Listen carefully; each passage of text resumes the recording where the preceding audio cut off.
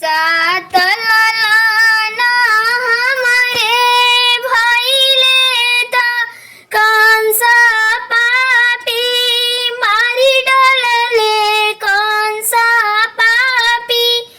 मारी डालले हो ए बहिनी अठवे गारा भावा में बानी बहुत डरवा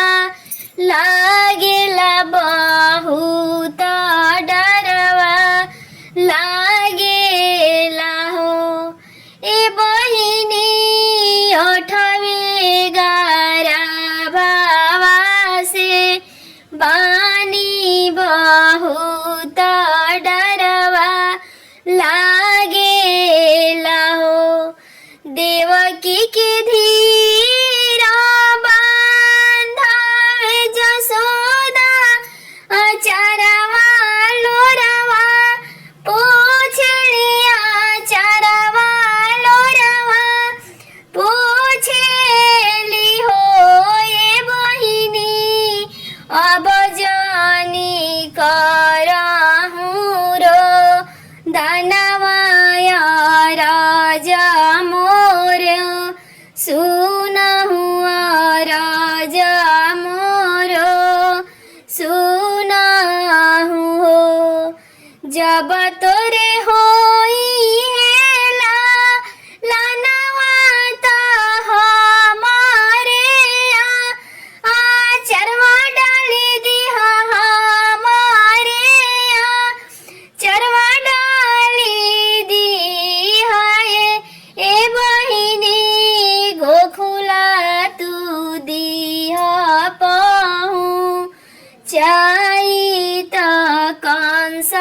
पापी नहीं जानी है कंस पापी नहीं जानी है हो ए बहिनी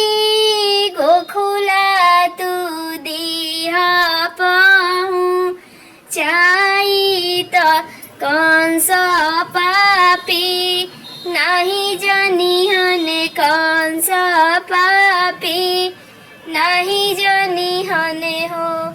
बोलिया त ए जसोदा बोले लो बोला हूँ ना जाने लो बोला हूँ ना जाने लो हो ये बहिनी नूनवा से तेलावा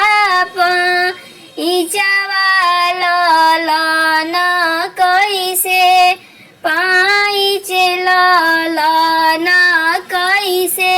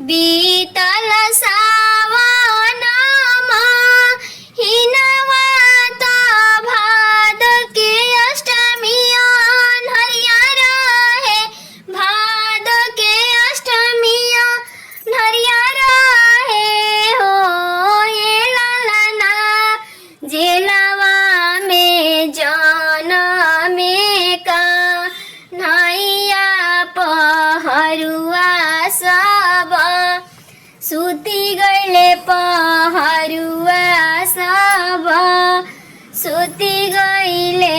हो ए लाला ना जेलवा में जनमे कन्हैया पहरुआ सब सुती गईले पहरुआ सब सुती गईले हो टूटल हाथे हाथ कड़िया त गोड़ावा के बेड़ी टूटले गोड़ावा के बेड़ी टूटले हो ए लालना टूटल जेलावा के तालावा त कंस पापी नाही जनले कंस पापी नाही जनले हो ए लालना वासुदेव गोकुले चली भइले त